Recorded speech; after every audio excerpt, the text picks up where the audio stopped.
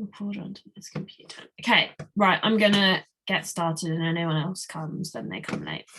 Cool. So have both of you got quite good experience using MyFitnessPal?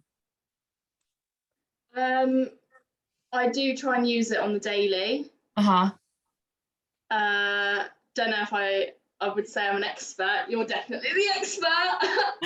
Okay, just because I mean, if you've both used it before, then I won't need to do like an actual like tutorial of how to use it basically. But you know how to like add foods to it and stuff like that, don't you? Yeah, I know basics. Yeah. Okay, fine, that is perfect. That's all we need. Okay, so using MyFitnessPal. So I'm just going to basically run over some of the kind of like top tips for using it, sort of like tell you how I use it, give you some of like the hints and tricks, tell you, I mean, a lot of this is tailored to basically like what I say to my clients to do basically. So you're getting basically all the inside goss here. So let's start. So we're going to cover what are macros first of all, how you can make off-plan meals fit. So basically, you know, obviously to you guys it's not going to be an off-plan meal, but it's going to be like a meal, you know, that's probably like, you know, takeaway or something like that, something that's not like you normally eat basically. How to create recipes and meals, what I tell my clients to track and what I tell them not to bother tracking. I'm going to run through the advantages of like premium versus unpaid, and then just basically my top tips, and then there'll be a chance at the end for some questions. So what are macros? So basically MyFitnessPal tracks macros. So macros are your three main food groups, which are carbs, protein and fat. And then you have micronutrients, which is basically things like minerals and vitamins, that kind of thing. So each macronutrient has a function in your body. You know, like this is why I'm always like, oh, you shouldn't cut out like whole food groups, you know, you shouldn't cut out carbohydrates, because they each have a really important function. So carbohydrates, now 1 gram of carbohydrate carries 4 calories, and you'll see it's the same as protein as well. And carbs are the body's preferred energy source. So if you aren't eating enough carbs, your body then turns to protein as the next available energy source. So if you have like a low carb diet and or like a carb free diet or keto, you know, and you find that you're losing weight, it is actually going to be muscle that you're losing, not fat. If you can hear something that sounds like someone's dying in the faint distance, it's the dog. I've literally just put him in his crate and he just hates life. I promise I've not got anyone hidden in my cupboards. So carbs. There's 2 types of carbs. People kind of, rather than calling them complex and simple, people kind of like to group them as like good and bad, which is not a good thing to do, because, you know, like all carbs are good carbs really. So complex carbs are things that are digested at a slower rate, so they offer you a really stable flow of energy. So these are things like oats, potato, whole wheat pasta, brown rice, brown bread, that kind of thing. And then you have simple carbs, and simple carbs are generally higher in sugar, so they're going to be fast absorbing.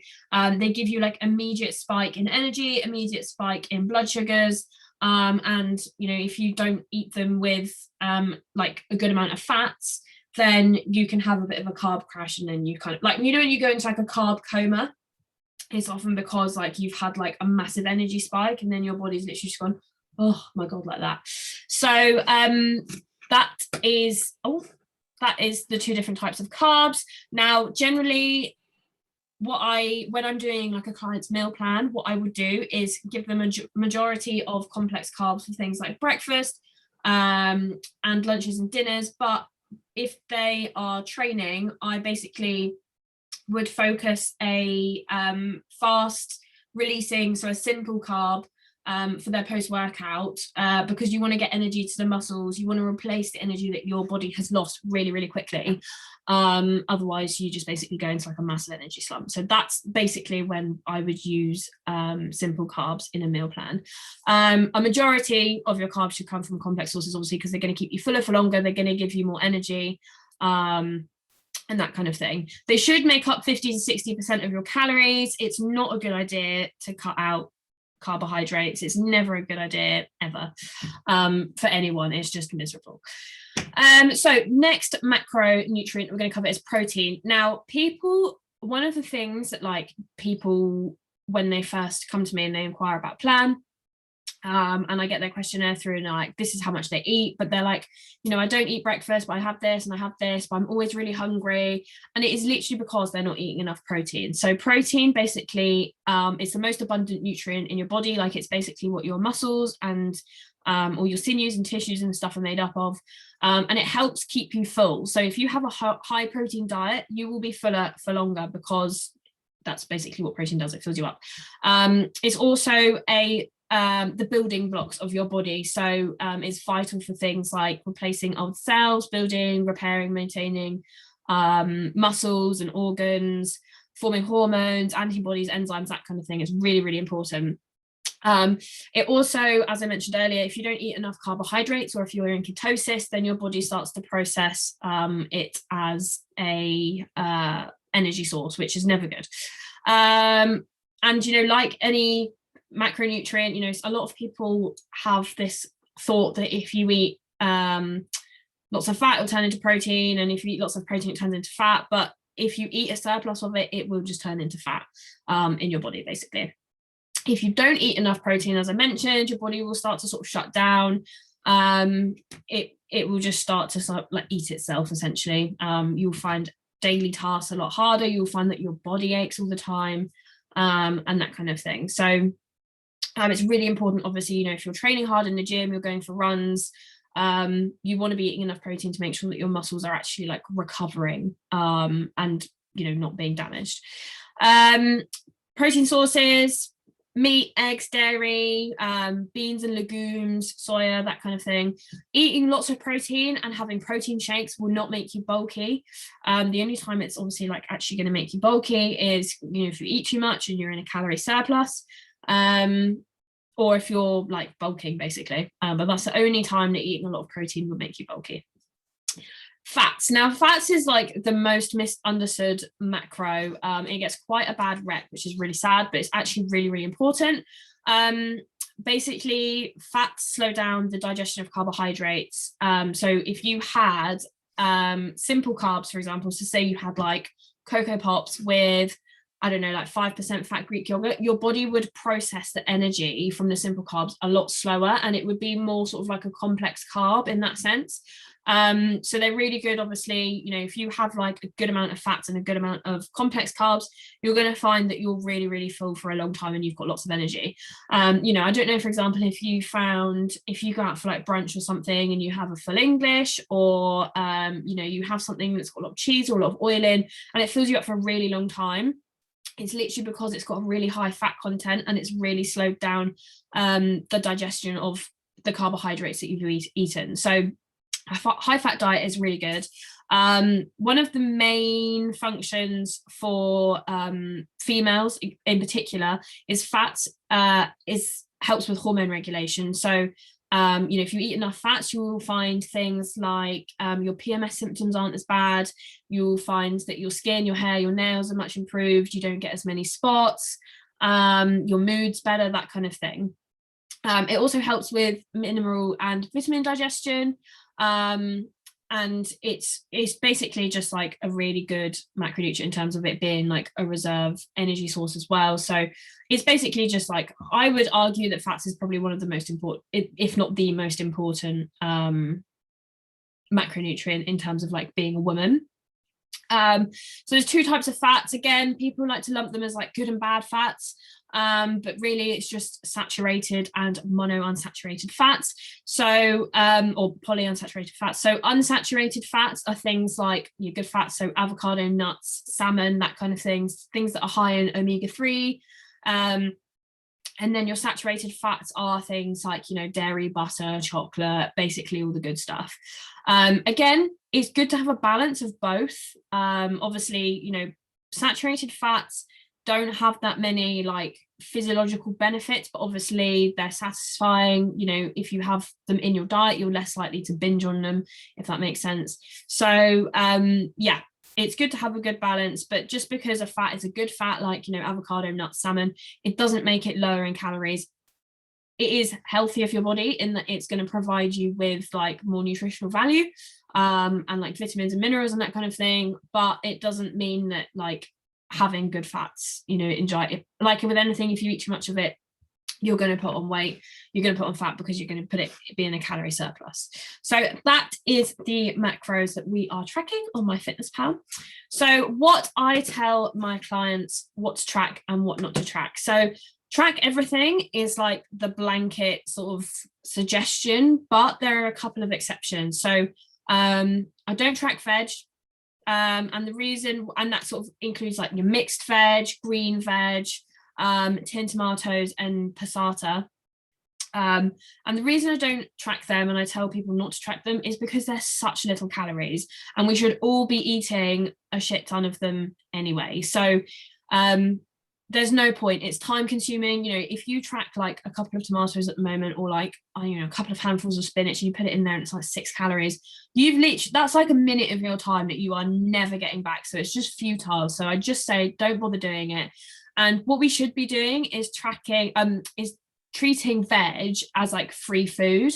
Like when my clients are in a fat loss phase, I say, if you're hungry, snack on veg, cucumber, peppers, celery, have like 500 grams of veg. You bulk out your meals. Say you're making a spag bowl, for example, I would be putting onion, I would be putting courgette, mushroom, obviously garlic, peppers, celery, obviously tomatoes. I'd be putting so much veg in there, because if you say you are having like 100 grams of mince, 100 grams of mince with a bit of tin tomato for your spag bowl it's not going to provide you with very much volume to fill you up. But 100 grams of mince with 400 grams of veg is going to keep you so much fuller for longer. So it's basically like, just don't track veg. If you do it, from now on you can stop, because it's literally like there's no point. The other thing that I say not to track is obviously like plain coffee, so like your instant coffee, providing it hasn't got like a flavoring on it. Sweeteners like your canderels, like what you put in your coffee, that kind of thing, I wouldn't bother tracking it. And then obviously things like tea bags, fruit tea bags, that kind of thing. The other thing I don't track or tell my clients to track is like sugar-free or no added added sugar squash. Again, the reason is the calories are so negligible, and if you're having it every day, like it's a constant in your diet, so there's almost like no point in tracking something that you're going to have every day, basically. And then the final thing that you don't need to track is plain spices. So this is things like cumin, paprika, garlic granules, onion granules. If it's like a pre-mixed seasoning pot, then I would definitely track that, because more often than not it's got sugar in it. The best thing to do with seasonings is to make your own, because you can just have jars and jars of it, and there's no sugar in it. And again, it's like the spice of life, basically. That's what's going to make like your food so much more interesting. So track everything apart from plain veg and herbs, coffee sweeteners, fruit tea, squash, and spices. Has anyone got any questions so far, or are you guys all right? Yeah, I'm all good. Yeah, so interesting listening to you. I get so into it, honestly. Like I did this for my clients a couple of weeks ago, and they were literally like, I've never heard you speak so much. And I'm like, oh, honestly, once I get on a roll with like MyFitnessPal and food, there's no shutting me up. No stopping you. Right. Okay. So this is my favorite function. So the whole point of MyFitnessPal, really in my eyes, and the reason I love it so much, is you can literally take any recipe. Like say, this is what I do sort of like every other day, is I sit there and I think, oh, what do I really fancy? Really fancy a burger. Go on to BBC Good Food, find a good recipe, make a couple of changes to make it more macro friendly, like swap the mince for 5% fat mince, reduce fat cheese, that kind of thing. Say I was going to make a burger.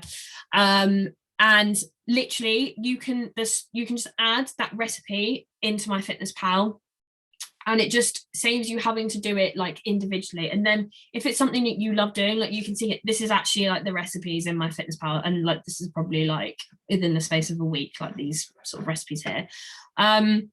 if it's something that you like making over and over again, you've got it saved there, like it's already done. It's going to give you the macros. You can fit it in really easily, and it's just like a really helpful function. So this is like a little demo on like how you can make a recipe. I think this one is if you're doing it from the web. No, it's manually. So this was basically me making my dinner the other day. So I know that on the jar it says that the sauce serves 4, so I'm going to say that this serves 4. This actually only served 2 because me and Ryan are greedy as hell. So yeah, basically, so this is the lean beef. You'll see here its default comes up with like 100 grams, but there's 400 grams in the packet, so I just need to change the servings to 4 basically for it to replicate 400 grams. Then you'll get the calories, and then it's literally just a case of me scanning in the sauce like so. Again, I knew that there, so if you see here, when you click on it, sometimes it will come up with like the jar as an option. So it will say 100 grams, or it will say like 1 container, and then in brackets, you know, like 300 and whatever grams. But it did it in this case. So again, I knew that there was 360 grams in there. So, and that's all I've tracked from it. I haven't tracked the veg. Obviously I put a metric ton of vegetables in there, peppers, onions, that kind of thing. I didn't track it. This was all I needed to track because these were the things that actually had like the really dense calorific value. And obviously we don't track veg, so I didn't need to do that. So yeah, that then will tell me once I go in there, that's the macros for 4 servings, but obviously, you know, it was actually only 2 servings, so it would be slightly different. So it's really good. And then you just press save, and then you can log it straight into your meal. And it's literally that easy. And again, this is doing it from the web. So I think I just literally put like a BBC Good Food, yeah, golden syrup flapjacks in there.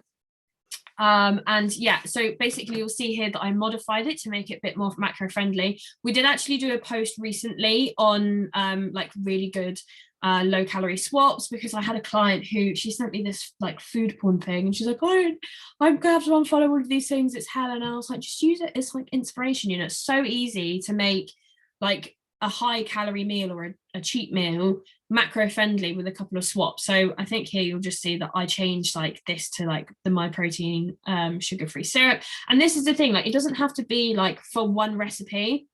You can make like these swaps in sort of everyday life. Like I always use, if I need to bake with anything, or if I'm making pancakes, or you know, if I need to sweeten something, I always use like sugar-free syrup, just because, especially if it's pancakes, I mean, I can have like more of it than I would, you know, normally have like normal golden syrup, because it's not going to chew up all of my carbohydrates. So yeah, you can literally just amend the ingredients yourself, like it's really easy. And then it is literally just a case of, yeah, going through, saving it, tell you, obviously you can change the servings if you've got like a smaller baking tin, that kind of thing.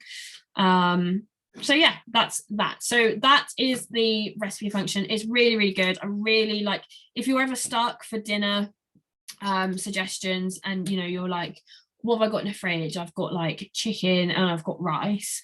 Literally, and this is all I do, is I just Google like chicken and rice recipes, and then it will come up with like what chicken jambalaya, or like, you know, chicken jollof, or like, I don't know, a biryani, that kind of thing. And then I can literally tailor that recipe to either make it more macro friendly, or, you know, to fit whatever I've got in the cupboards or the fridge. Or like in the case of our clients, you know, I just say, use what you've got on your plan, and if there's something on there that's like an essential, just message me and I can tell you how to like make that fit, what to swap around, that kind of thing. So yeah, it's really, really good, really recommend it. Now the other function is actually something that I've only really started using recently, because I'm literally obsessed with baked oats. Like today I had 2 portions of baked oats today. I had some for breakfast, and then I had some as my pre-workout meal. I literally can't stop eating them. So I was getting so bored of constantly being like, oh, 45 grams of protein powder, do this, do that. So I basically just made it as a meal. So I can literally just add that meal basically twice a day or every day on the days when I'm eating it. And again, it's really similar to the recipe function, but you just sort of like add them based on, you know, the ingredients you use regularly. So you can see here that I use my oats. I just added that in there, and then, you know, I just changed it to a more realistic portion of protein powder that I normally have. Added my raspberries, and then added my bar of white chocolate, and then that was basically my meal. So that was my raspberry and white chocolate baked oats. I know that if I've got that in there, then I can just have the same portions each day. You know, I can then plan the rest of my day around it. It's really, really handy. It saves me having to do that like individually each time.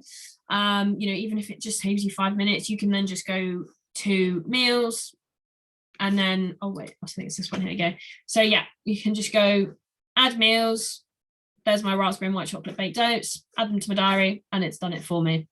So if you are someone that like gets fixated on a certain meal, like I am, like my baked oats, it just saves a lot of time. And, you know, if it's something that you make regularly, like spag bowl, you know, you can just add it in there. You've got the quantities there, and it makes it easier, because generally my top tip, which I'll tell you a bit about later on, for MyFitnessPal, is plan your food the day before, and it makes it a lot easier to hit your actual macros. So it's really, really handy for that.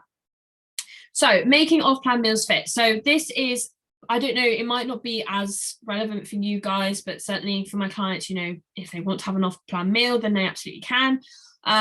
You know, I always give them a couple of options. You know, I say either you can give me the menu of the place that you're going to, if it's a restaurant, and I can like tell you the most macro-friendly thing to eat, or you can make your own choices and try and log it yourself. So the best thing to do, you know, let's use Domino's as an example, because it's a great example. You know, on a Friday, like me and Ryan always get a Domino's, because we just are pigs, basically.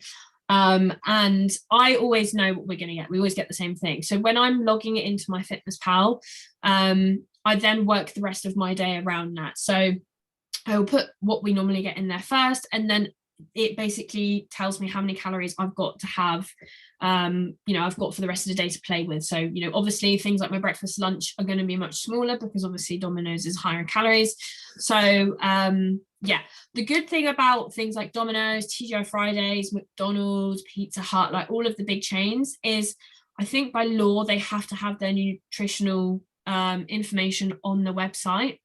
So basically everything on all of their menus is all on MyFitnessPal. So literally all you have to do is just type in the brand and then whatever item you're going to have. You know, for example, here I've typed in TGI Fridays cheese bacon burger, and it comes up with like the bacon cheeseburger there, really. Basically, it's like so easy. And then, yeah, you can just add them in and then work the rest of the day around that. If it's not a chain, so say you're going to like an independent like little bistro, but you're still going to have a cheeseburger, I would probably still go and put like a TGI Fridays cheese and bacon burger in there, because it's probably like the closest thing that's going to be there. Obviously, there's always going to be some discrepancy with the macros and the calories that are in there, but generally it's going to give me a rough idea. You know, even if you go over by a couple of 100 calories, you know, it's just one day, it's not going to make a massive difference. And, you know, equally, if you go under a couple of 100 calories, again, it's not going to make a whole lot of difference. So that's basically how I would work that in there. If there aren't any entries, but you can still find that the nutritional info on the website, you can use the quick add function. Now, if you don't have the premium version, you can literally just put the calories in. I know places like Spoons and stuff like that, or O'Neill's, they always have like the calories on the menu next to it, but they don't tell you like the carbs, fat and protein breakdown, which is fine. You can literally just use the quick add function, and just put the calories in there, and then just again work the rest of the day around it. So yeah, that's basically how I would tell my clients to make their off-plan meals fit. Yeah, it's generally really easy. Another thing that I would say in terms of like using brands for like reference, or like for sort of a guesstimate, if you find that you get things like potatoes and stuff like that, or like if there's a brand, if it's like a simple ingredient, you know, like rice, but it's a really obscure brand, I would always just type in like, you know, Tesco's basmati rice, and just use like one of the big 5 supermarkets like branded stuff, because that's probably going to be the most accurate thing. to use as a reference, basically. So premium versus unpaid. So I am just going to stop sharing a second, and I'm going to connect my thingy, reflector. I'll connect my phone so I can show you guys the premium version. Do either of you have the premium version at the moment? No. No, I don't. I have to say it's good. It is definitely worth it, but Your clients have premium? I say that it's not necessary, but it definitely makes life easier.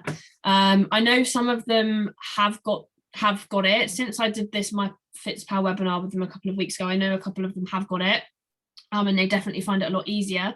And the reason being is that when you're tracking your calories, and I'll go into this a little bit more in a minute, when you're tracking your calories, the best thing to do is to look at the macro targets rather than go by your calories. But I will show you what I mean by that in just a second. Right, so I want to share my screen again. This is so technical. I literally feel like Bill Gates doing all this screen sharing. Right, can you see that? Can you see my MyFitnessPal on my phone? Yeah. Okay, perfect. Yep. So, right, premium features. So, this is a new one that's actually so sick. Like, technology just baffles me. I was like, how the hell have they managed to do this? And I actually haven't used it yet, but I'm gonna give it a go when I scan my naan bread in after I finished with you guys here, because that's what's waiting for me downstairs. So you can literally scan like a picture of your food, and it will pick up what food's in there, which literally blows my mind. I've not tried it yet. I keep meaning to, but like, that's so clever. It's so clever, but like the time saving, I mean, I need to trial it first really, but the time saving element just literally is like, what the hell. So that's one function I haven't used but looks sick. So as I was mentioning just before, this is basically what yours will look like your diary. Oh wait, hang on, it will look like this.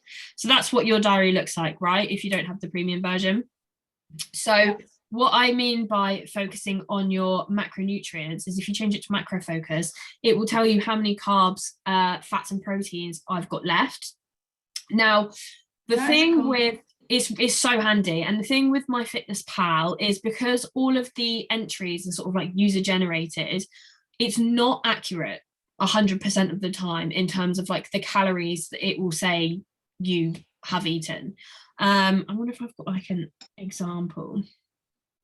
Yeah, so here you can see that I was 1 gram of fat over, a gram of protein over, and I had 9 grams of carbs left. So I should be plus calories, not -1 calories.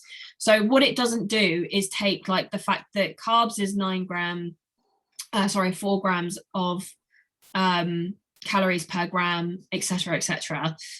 So it will, even if I'd hit my carbs, fat and protein, like they were all saying 0, sometimes it will say that I'm either over or under my calories, and that's basically because people don't put in the nutritional info when they're they don't put it in properly when they're like adding like new foods and stuff like that. So basically the macronutrient focus is really good because by default, if you hit each macronutrient like on target, if all of them say 0, by default you will have hit your calorie target. Whereas sometimes if you just focus on the calories that you're hitting, you know, like here, if I was like, oh, I've got 149 calories left to eat, I don't, I've got way more than that because my macros, like logistically, that's, you know, the calories, the way it works out is I've got more calories than that. If I said I've got 149 calories left, I would add something random and then say, you know, say I had like 149 calories worth of chocolate, right? I have definitely not hit my protein goal because chocolate is carbs and fat. So I've then under-eaten on my protein, so I haven't actually hit my targets. I've probably either gone over my calories, and I've gone over my fats. So it's basically focusing on the macronutrient side. You will by default hit your calories, whereas if you just focus on the calories, you could be making up those calories with anything, and it doesn't necessarily mean that you're hitting your targets, which at the end of the day, eating sufficient protein, eating sufficient fat, and eating sufficient carbs is the most important thing. And as I said, hitting those targets mean that you will by default hit your calories. So that's probably like my favorite function of the premium. It's so useful. Like, that's basically like the most important thing. If you don't have it, it's not the end of the world, because what you can do is, say you go into calorie focus, click obviously on the top, and it will tell you like the nutrients that you've got remaining here. So it's a little, you can still see it, but it's just a bit of a ball ache. It's not as convenient. So back to premium features. I have no idea what net carb mode is. Don't use that. Different goals by different days. This is probably like my second most important function. So generally with my clients, they will get a training day set of macros or a meal plan and a rest day. And obviously, because you're not doing exercise on the rest day, you don't need to eat as many calories. So this is really good, because you can then set, like, obviously, say your rest days were Monday, Wednesday, Sunday, you can then set calories specifically for those days, rather than having like a blanket approach and then being like, okay, like, I just need to make sure that I don't go over on these days, and then you accidentally go over and it kind of like all goes out the window. So that's like my second favorite function. Again, it might not be that relevant for you, but I would definitely recommend, if you are someone that gyms, or if you train regularly, like 3-4 times a week, definitely having like high and low carb days, and carb cycling. If your goal is like fat loss, then it's a really good tool of increasing the deficit that you're in without it being like really, really uncomfortable. So because there's literally nothing worse than doing a gym session when you've literally are dying because you've literally eaten nothing. Exercise calorie settings. Now, this is my pet hate on MyFitnessPal. I absolutely hate it. Like, it shouldn't even be a thing. It completely like disregards the whole point of MyFitnessPal. And yeah, so you can basically turn off the calorie goal adjustment. So I like don't link my watch with this either, because I don't like it. The whole point is, when you work out your macros that you should be on, and if you use MyFitnessPal to work them out, when you do that little introduction questionnaire, it will take into consideration how active you are. So having like a calorie goal adjustment based on how much exercise you are, and also keep in mind, your phone and your watch, it's not 100% accurate. They're probably like 60-50% accurate. So sometimes it says that you've done more steps than you actually have, because you've kind of like jiggled your arm, and oh, would you look at that, I've done 10 steps. So it could be the difference between taking you out of a deficit into a surplus, and you're never going to reach your goals. So I always have it turned off.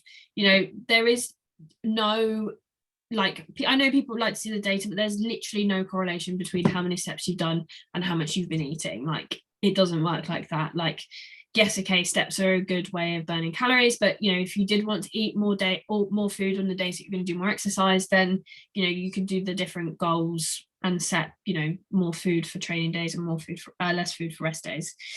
Calorie goals by meal, again, like, it's not super relevant, but if you generally, I always say to my clients, like, for your pre-workout meal, you should be having if you're a female, like 30 to 40 grams of carbs, 30 grams of protein, 10 grams of fat. So you can then set like certain meals to have like a certain amount of calories, and then set it by like macronutrients as well. So that's a good function, but again, not totally essential to like the common person. Quick add carbs, fat, and protein. So that's what I said about, obviously, like, if you wanted to add a like a takeaway in there, and you've got the nutritional information but it's not on MyFitnessPal, then you can do that. So that's a good one. Oh yeah, carbs, fat percentage as a meal. So I think with the non-premium version, it will look sort of like this, 38%, 30%, whereas because I've got the premium version, I can see like, you know, how much I've actually had macronutrient wise for each meal. Is there anything else? I think that's probably about it. While I'm here, another function that I really like that I've just sort of like started using as like literally just as inspiration is the recipe discovery thing. And it comes up under like lots of different categories, if it's going to load, like pre-workout meals, post-workout meals, high protein meals. You know, if you're someone that really struggles to get your protein in, you know, like there's loads of good you know, macro friendly things in there that, you know, you could like easy cheeky available for the unpaid version as well? I think it is, yeah. Oh, okay. Yeah, so it's quite good. It's like just nice inspiration. So yeah, a couple of times I've kind of been like, oh, I don't really know what to have for dinner, and I've just had a look at that and been like, okay, it's giving me a little bit of an idea of what I could make. So yeah, that is that. So that those are probably like the most important premium features, really. You know, again, to the average person, you know, if you're not like overly focused on, you know, like hitting your carbs, fat, and protein, it's just a case of like calories, then some of them might not be that relevant, but I personally think it's definitely worth the money if you're like super serious about obviously tracking your macros and sort of hitting your goals and that kind of thing. So right, I don't need this anymore, so I can go back to Zoom. I'm gonna stop my share and then I'm gonna open up this one. Cool. So yeah, so that was a premium versus unpaid. It's literally like £8 a month or 40 quid for the year. I literally just pay for it monthly. And I personally think it's worth the money, but that's just me. And you know, I have different goals that are probably a little bit more picky than, you know, like the Gen Pop. So my top tips for consistency when you are putting everything in MyFitnessPal, I always use like raw and uncooked weights. You want to be careful sometimes if you do use like the barcode scanning function. It will throw up, like especially with rice and pasta, it will throw up the cooked weight rather than the uncooked weight. So in that instance, you know, I would just type in like Tesco basmati rice, double check the macros. You know, obviously like if it's like rice, for example, if it's going to be, you'll know it's uncooked if it's like high calories for not very many grams, if that makes sense. So yeah, but for everything, proteins, carbs, fats, always use like the raw and uncooked, and just keep that as a blanket approach, and it will just make it a lot more consistent. Use supermarket brands, as I mentioned earlier. You know, if you can't find like a certain, you know, like potatoes or whatever, you've thrown away the packaging, just type in like Tesco Maris Piper potato and then like use that, and just yeah, look for a legit looking entry, not one that looks a bit weird. Don't link your fitness tracker, as I mentioned. You know, it could be the difference between being in a surplus and being in a deficit. Plan a day in advance. So again, like for general population, it might not be that important thing like to do, but it's a really good habit to get into, because then you know that you're definitely going to hit your macro targets. You definitely know you're going to hit your calories. You know, if you then change your mind, you can take that meal out and you say, you know, I've got 500 calories to play with these macros, you know, and I can just adjust like whatever I've got left over in the fridge to fit those quantities basically. So yeah, that's probably like my most important sort of tip. If you ever get stuck, we do actually have a macro cheat sheet Instagram post on our page, which is really good. Like if you're at the end of the day and you're like, oh God, which always happens to people, is I've got loads of protein left, like what can I eat? And it just gives you like a good idea of like Greek yogurt is probably like the best one. Like who doesn't love a bit of Greek yogurt and honey at the end of the day? So yeah, that's what I would, if you know, have a look at it, save it, screenshot it. It's a good thing to have on your phone. And as I mentioned, focusing on your macro goals and not your calories, because obviously the MyFitnessPal food entries are not 100% accurate. And if you focus on hitting carbs, fat, protein, then you will hit your calorie goal by default. So has anyone got any questions? I need to have a drink. My throat is like Gandhi's flip-flop. No, I think the main thing I've learned is about the, like, if you want to get a Domino's or if you want to get a takeaway or something, of how to put that in. Because I didn't realise that most of those was like you can log on MyFitnessPal. Obviously, like if you wanted a stone baked pizza or something like that, it's slightly different because obviously it's not as well known and they don't necessarily have that on MyFitnessPal. But so what I would do in that instance is I would use like a supermarket one, because you like, you know, that like, I mean, Waitrose is 100% going to do a stone baked pizza. So I would use, again, I would literally type in that Waitrose stone baked pizza and just use that, like just as a reference point. Okay, no, that's really helpful. Yeah. Oh, good. I'm glad. I think that's probably like the most important thing for most people is like, how can I fit my takeaway in there? And of course, like, you know, the whole point of having a takeaway, and you know, like, you know, I'm getting to the stage now because I have one off-plan meal a week.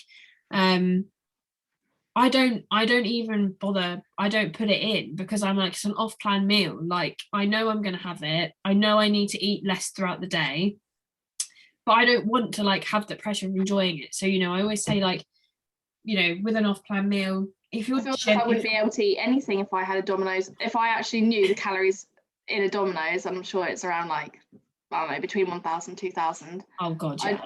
I wouldn't be able to eat anything else the rest of the day. Exactly. No, I don't think I'd put it in. I don't want to know. Exactly. So it's not, you know, again, for like general population, it's probably not the most important thing. But I'd like to say, you know, to my clients who are like, oh, I really like, I don't want to, you know, slow down my progress, but I'm absolutely desperate to have this pizza.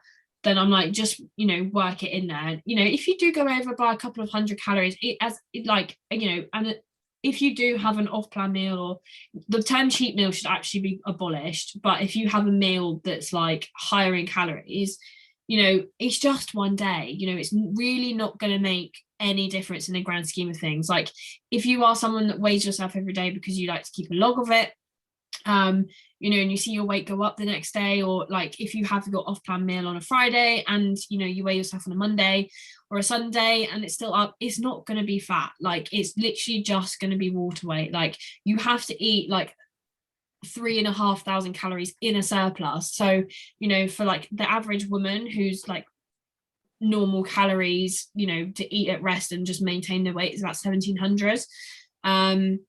You would then need to eat a further 3,500 calories just to put on 1 pound of fat. So yeah, it's always good to keep in mind, obviously, like one takeaway is not going to make you put on pounds. Like the pounds that you do put on is always just going to be water weight.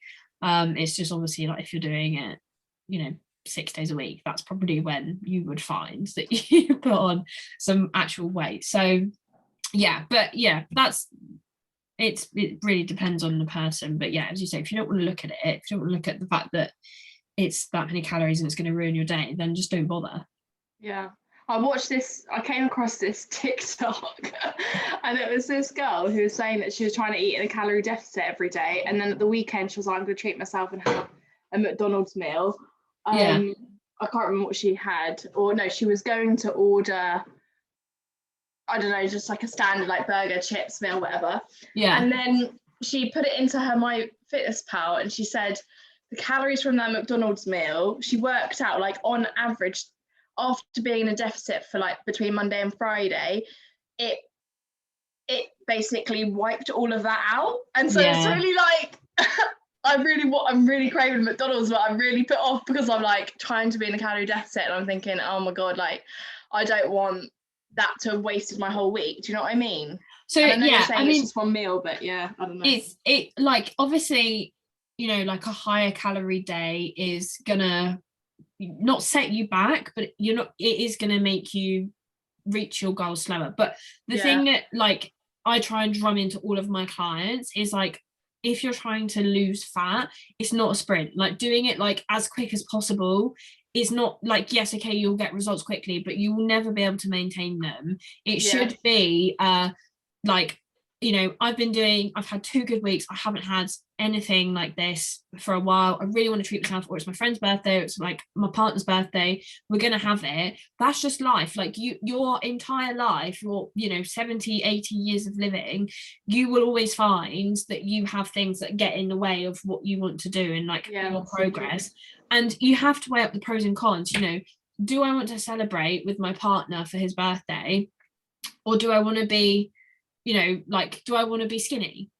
You know, and, you know, at the end of the day, like, you have to, having like the all or nothing approach and being like, I'm not doing anything, I'm not going to treat myself, I'm going to be 100% on it all the time. It's not sustainable. It's not a life to live. You know, life is way too short. We should all be eating McDonald's when we want it. But as long as you keep in mind that it's, you know, it is going to slow you down just a little bit, but it's not the end of the world. So it's a fickle old thing, really, diet culture, isn't it? Yeah. Cool, fab. Right, any more?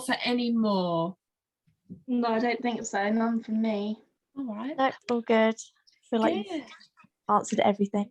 Have you learnt a lot, Chloe Joel? Yeah, loads. Oh, I'm so glad. All Yeah, right. I was starting to like literally track everything, and then like, although some days like I would track like the vegetables, the next day I wouldn't, so I feel like I need to just be a bit more regular.